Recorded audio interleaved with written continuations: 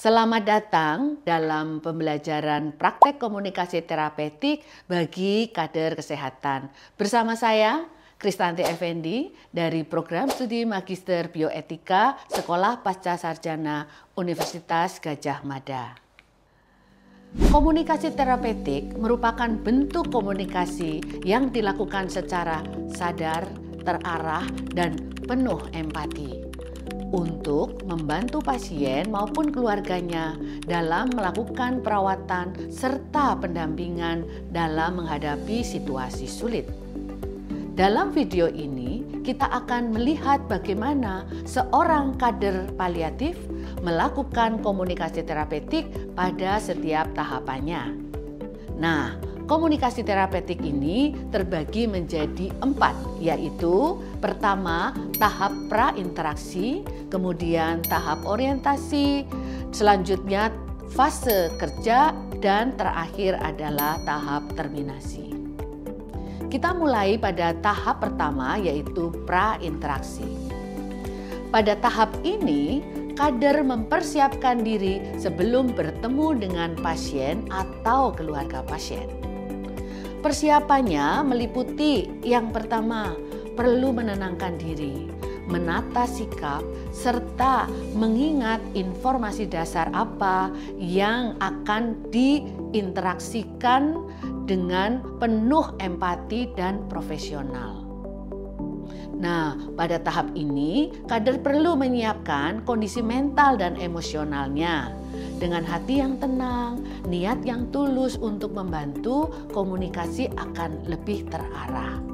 Ingat, persiapan yang baik adalah kunci agar keluarga atau pasien merasa aman dan nyaman sejak awal berinteraksi dengan kader kesehatan. Tahap kedua yaitu tahap orientasi. Pada tahap ini dilakukan perkenalan dan membangun rasa percaya diri antara kader paliatif dengan keluarga ataupun pasien. Kader kesehatan dapat memperkenalkan diri, menjelaskan maksud kedatangannya, serta menciptakan suasana yang aman dan nyaman bersama keluarga dan juga dengan atau tanpa pasien. Pada percakapan awal, kader dapat membuka percakapan ringan dengan misalnya menanyakan kabar atau menanyakan hal-hal ringan dalam kehidupan sehari-hari tentang keluarga pasien maupun tentang kondisi pasien. Selain itu, kader memberikan ekspresi positif dan terbuka seperti tersenyum, mengangguk, atau memandang wajah keluarga atau yang diajak berkomunikasi dan menghadapkan badan ke lawan bicara agar lawan bicara dalam hal ini keluarga merasa nyaman dalam berinteraksi dengan kita. Ya Ibu, perkenalkan saya Luna, saya kader kesehatan dari Kelurahan Kerica. Gimana kabarnya Bu hari ini? Oh ya Bu Luna, Alhamdulillah saya sehat Bu. Alhamdulillah. Ini sedang ada kegiatan apa Bu? Sibuk kah Bu? Enggak, ini tadi barusan beres-beres rumah sambil masak untuk Bapak dan anak-anak kan sore nanti mau pulang Bu, jadi ya ngumpul nanti gitu.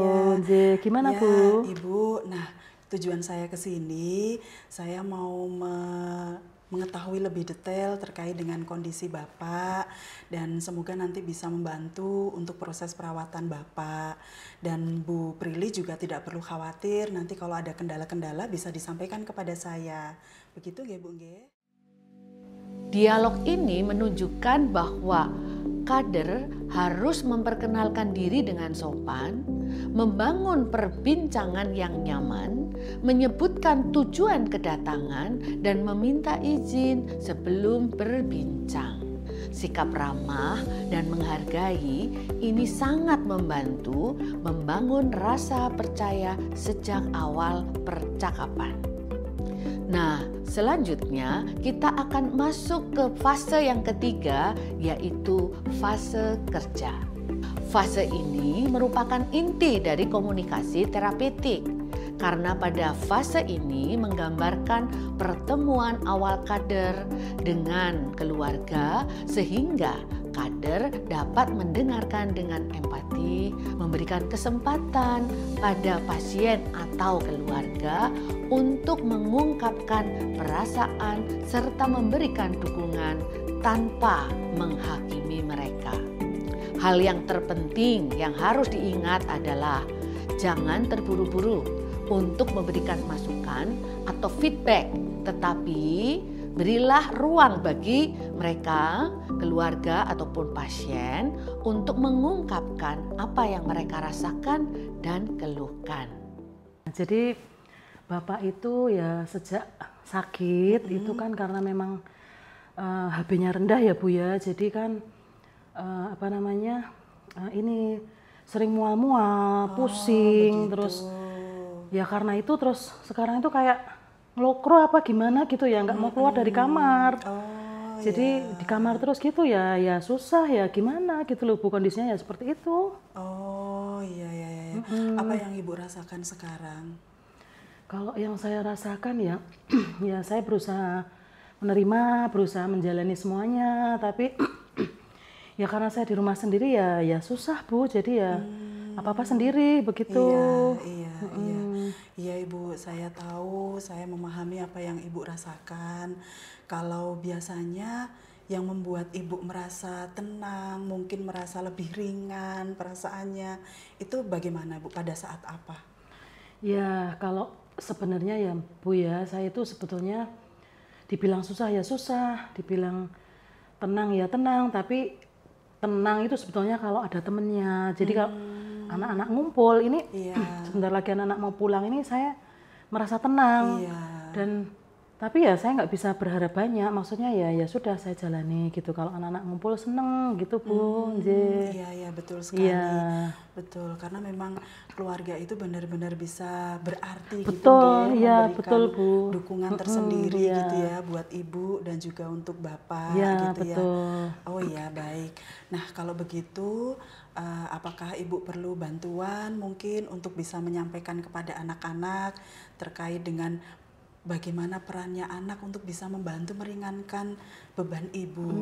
Ya kalau saya sebetulnya tuh pengen cerita banyak ke anak-anak untuk sharing gitu ya Bu ya. Cuma ya nggak enak juga, anak juga punya keluarga, anak juga punya masalah sendiri. Jadi terus terang saya tuh nggak mau membebani anak gitu Bu. Jadi selama ini ya saya ya sudah gelar sajadah, pasrah ke Gusti Allah gitu aja Bu. Masya Allah, iya Ibu. Ya, tapi memang sebaiknya itu didiskusikan dengan putra-putrinya begitu ya Bu ya. Kalau memang Ibu membutuhkan anak-anak untuk bisa membantu proses perawatan Bapak. Nah kalau tidak keberatan, nanti mungkin saya bisa bertemu dan juga membantu menyampaikan, kita bisa diskusi bareng untuk proses perawatan Bapak. Kira-kira apakah Ibu keberatan? Oh enggak sih Bu, saya terima kasih kalau Ibu juga ingin membantu. Cuma nanti saya bicara dulu sama anak-anak sih Bu ya. Nanti mungkin besok sore begitu baru biar anak istirahat dulu gitu. Oh ya, baik. Nggih, kalau begitu insya Allah besok sore saya kembali lagi. Semoga nanti bisa diskusi, kita bisa ngobrol bareng. Dan nanti anak-anak juga mengetahui tujuannya untuk kebaikan dan juga untuk membantu proses perawatan Bapak.